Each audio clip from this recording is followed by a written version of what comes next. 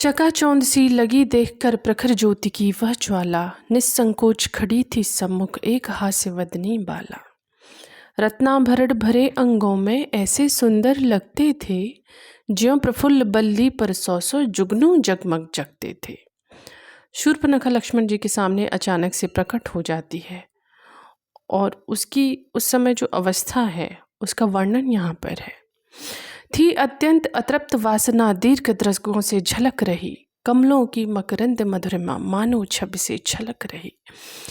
किंतु दृष्टि थी जिसे खोजती, मानो उसे पा चुकी थी। भूली भटकी मृगी अंत में अपनी ठौर आ चुकी थी। कट के नीचे चिकुर जाल में उलझ रहा था बायां हाथ, खेल रहा हो ज्यों लहरों से लोल कमल भंवरों के साथ। दायां हाथ इसलिए था सुरभित चित्र विचित्र सुमन माला, टांगा धनुष की कल्पलता पर मनसिज ने झूला डाला। पर संदेह दोल पर ही था, लक्ष्मण का मन झूल रहा, भटक भावनाओं के भ्रम में भीतर ही था भूल रहा। पड़े विचार चक्र में थे वे, कहाँ न जाने कूल रहा। आज जागृत स्वप्नशाल यह सम्मुख कैसा फूल रहा। देख उन्हें विस्मित विशेष वह सुस्मित वदनी ही बोली, रमणी की मूरत मनोज्ञ थी किंतु न थी सूरत भोली। शूरवीर होकर अबला को देख सुबह तुम थकित हुए, संस्कृति की स्वाभाविकता पर चंचल होकर चकित हुए। प्रथम बोलना पड़ा मुझे ही, पूछी तुमने बात नहीं, इससे पुरुषों की निर्ममता होती क्या प्रतिभास नहीं। संभल गए थे अब तक लक्ष्मण, वे थोड़े से मुस्काए, उत्तर देते हुए उसे फिर निज गंभीर भाव लाए। सुंदर मैं सचमुच विस्मित हूँ, तुमको सहसा देख यहाँ ढलती रात अकेली बाला। निकल पड़ी तुम कौन कहाँ, पर अबला कहकर अपने को तुम प्रगल्भता रखती हो। निर्ममता निरीह पुरुषों में निस्संदेह निरखती हो। पर मैं ही यदि पर नारी से पहले संभाषण करता, तो छिन जाती आज कदाचित पुरुषों की सुधर्म परता। जो हो पर मेरे बारे में बात तुम्हारी सच्ची है, चंड क्या कहूँ तुमसे मेरी ममता कितनी कच्ची है। माता पिता और पत्नी की धन धरा धाम की भी, मुझे न कुछ भी ममता व्यापी जीवन परंपरा की भी। एक किंतु उन बातों में क्या फिर भी मैं हूँ परम सुखी, ममता तो महिलाओं में ही होती है हे मंजुमुखी। शूरवीर कहकर भी मुझको तुम जो भीर बताती हो, इससे सूक्ष्म दर्शिता ही तुम अपनी मुझे जताती हो। भाषण भंगी देख तुम्हारी हाँ मुझको भय होता है, प्रमदे तुम्हें देख वन में यूं मन में संशय होता है। कहूँ मानवी यदि मैं तुमको तो वैसा संकोच कहाँ, कहूँ दानवी तो उसमें है वह यह लावण्य के लोच कहाँ। बंदे भी समझो तो वह तो होती है भोली भाली, तुम ही बताओ कि तुम कौन हो हे रंजित रहस्य वाली। केवल इतना कि तुम कौन हो बोली वह है निष्ठुर कांत, यह भी नहीं चाहती हो क्या कैसे हो मेरा मन शांत। मुझे जान पड़ता है तुमसे आज चली जाऊंगी मैं, किंतु आ गई हूँ जब तब क्या सहज चली जाऊंगी मैं। समझो मुझे अतिथि ही अपना, कुछ आतिथ्य मिलेगा क्या। पत्थर पिघले किंतु तुम्हारा तब भी हृदय हिलेगा क्या। किया अधर दंशन रमणी ने लक्ष्मण फिर भी मुस्काए, मुस्का कर ही बोले उससे हे शुभ मूर्तिमयी माए। तुम अनुपम ऐश्वर्यवती हो, एक अकिंचन जन हूँ मैं, क्या आतिथ्य करूँ लज्जित हूँ, वनवासी निर्धन हूँ मैं। रमणी ने फिर कहा कि मैंने भाव तुम्हारा जान लिया, जो धन तुम्हें दिया है विधि ने देवों को भी नहीं दिया। किंतु विराग भाव धारण कर बने स्वयं तुम यदि त्यागी, तो ये रत्नाभरण वार दूँ तुम पर मैं है बड़ भागी। धारण करूँ योग तुम साही भोग लालसा के कारण, पर कर सकती हूँ मैं यों ही विपुल विघ्न बाधा वारन। इस व्रत में किस इच्छा से तुम व्रती हुए हो बतलाओ, मुझ में वह सामर्थ्य है कि तुम जो चाहो सो पा जाओ। धन की इच्छा हो तुमको तो सोने का मेरा भूभाग, शासक भूप बनो तुम उसके त्यागो यह अति विषम विराग। और किसी जय वैरी से लेना है तुमको प्रतिशोध, तो आज्ञा दो उसे जला दें काला नल सा मेरा क्रोध। प्रेम पिपासु किसी कांता के तप स्कूप यदि खनते हो, सचमुच ही तुम भोले हो क्यों मन को यूं हनते हो। अरे कौन है वार न देगी जो इस यौवन धन पर प्राण, खाओ इसे न यों ही हाहा करो यत्न से इसका त्राण।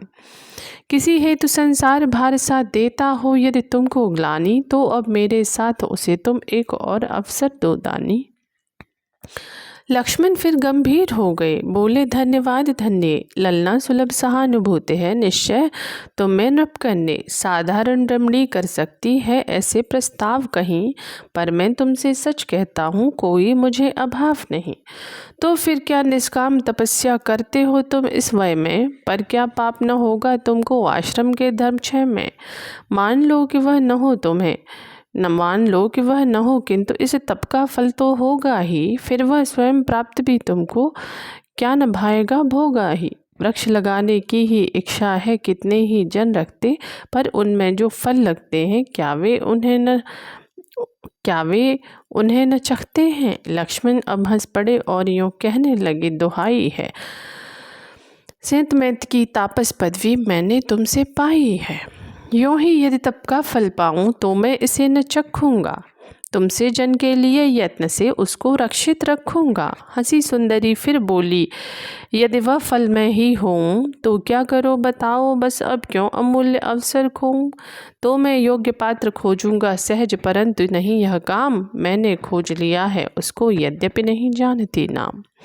फिर भी वह मेरे समक्ष है चौंके लक्ष्मण, बोले कौन, केवल तुम कहकर रमणी भी हुई तनिक लज्जित हो मौन।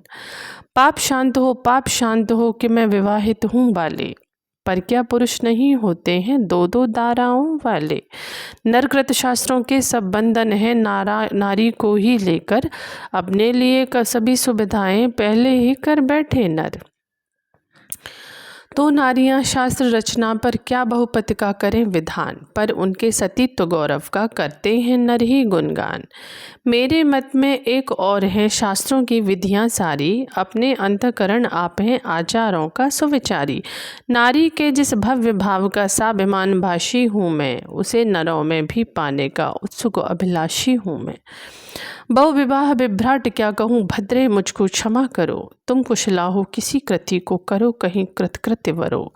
पर किस मन से वरूं किसी को वह तो तुम ही से हारा, चोरी का अपराध और भी लो यह मुझ पर धरा गया। झूठा प्रश्न किया प्रमदा ने और कहा मेरा मन हाय, निकल गया है मेरे कर से होकर विवश विकल निरुपाय। कह सकते हो तुम फिर चंद्र का कौन दोष जो ठगा चकोर, किंतु कलाधर ने डाला है किरण जाल क्यों उसकी ओर।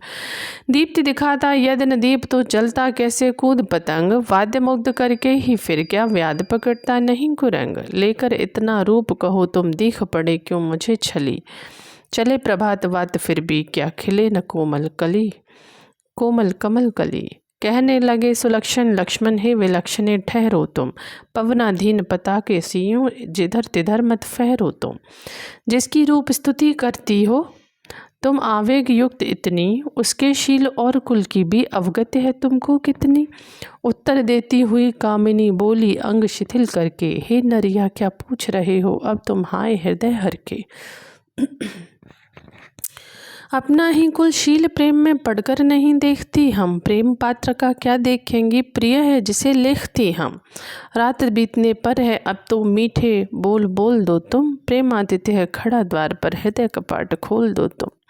हाय नारी किस भ्रम में है तू, प्रेम नहीं यह तो है मोह, आत्मा का विश्वास नहीं यह है तेरे मन का विद्रोह।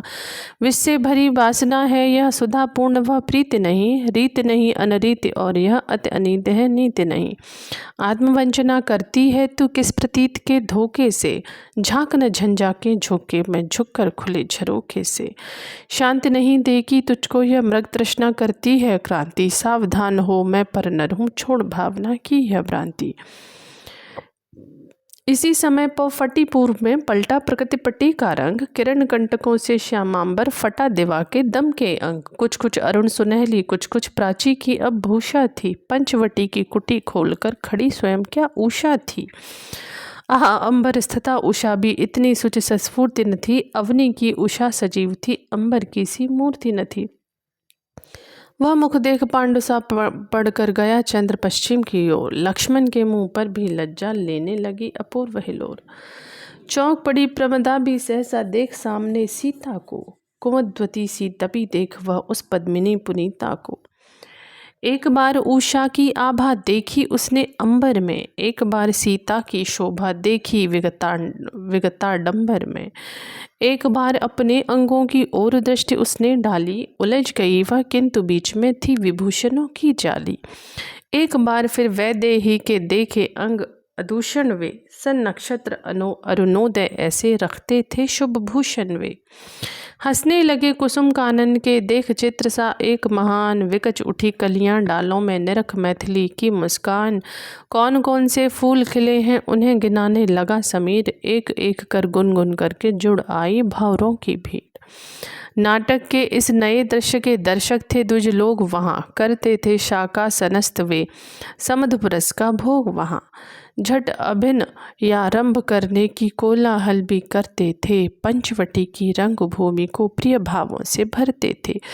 सीता ने भी उस रमणी को देखा, लक्ष्मण को देखा, फिर दोनों के बीच खींच दी एक अपूर्व हास्य रेखा। देवर तुम कैसे निर्दय हो, घर आए जन का अपमान, किसके पर नर तुम उसके जो चाहो तुमको प्राण समान। याचक को निराश करने में हो सकती है लाचारी, किंतु नहीं आई है आश्रय लेने को यह सुकुमारी। देने ही आई है तुमको निज सर्वस्व बिना संकोच, देने में कापण्य तुम्हें हो तुम लेने में क्या है सोच। उनके अरुण चरण पद्मों में झुक लक्ष्मण ने किया प्रणाम, आशीर्वाद दिया सीता ने हो सब सफल तुम्हारे काम। और कहा अब बातें मैंने सुनी नहीं तुम रखना याद, और कहा सब बातें मैंने सुनी नहीं तुम रखना याद। कब से चलता है बोलो यह नूतन शुक्रंभा संवाद। बोली फिर उस बाला से वे सुस्मित पूर्व वैसे ही, अजी खिन्न तुम ना हो हमारे देवर ये हैं ऐसे ही। घर में ब्याही बहू छोड़कर यहाँ भाग आए हैं ये, इस वैमैक में क्या कहूँ कहाँ का यह विराग लाए हैं ये। किंतु तुम्हारी इच्छा है तो मैं भी उन्हें मनाऊंगी, रहो यहाँ तुम अहो तुम्हारा वर मैं इन्हें बनाऊंगी। पर तुम ऐश्वर्यशालिनी हम दरिद्र वनवासी हैं, स्वामी दास स्वयं हैं हमने जो स्वयं स्वामिनी दासी हैं। पर करना होगा न तुम्हें कुछ भी, सभी काम कर लूँगी मैं, परवेशक तक मृदुल करों से तुम्हें न करने दूंगी मैं। हाँ पालित पशु पक्षी मेरे तंग करें यदि तुम्हें कभी, उन्हें क्षमा करना होगा वो कह रखती हूँ मैं इसे अभी। रमणी बोली रहे तुम्हारा मेरा रोम रोम से भी, कहीं देवरानी यदि अपनी मुझे बना लो तुम देवी। सीता बोली वन में तुमसी एक बहन यदि पाऊंगी, तो बातें करके ही तुमसे मैं कृतार्थ हो जाऊंगी, तो बातें करके तुमसे ही मैं कृतार्थ